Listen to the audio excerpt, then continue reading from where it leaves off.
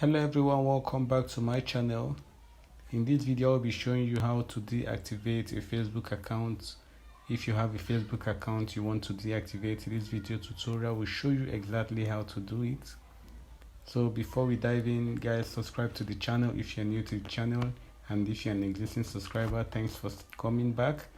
So if you want to deactivate your Facebook account, you hop onto your Facebook, you click on the menu at the bottom right, you scroll down, you click on settings and privacy, you click on settings, then you click on personal information.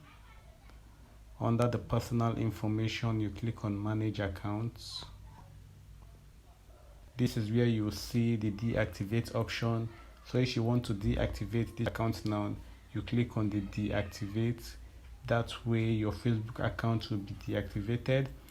So guys, that's it on how to deactivate Facebook accounts. I believe the tutorial is helpful. If it is, kindly give me a thumbs up by liking the video, and don't forget to subscribe to the channel.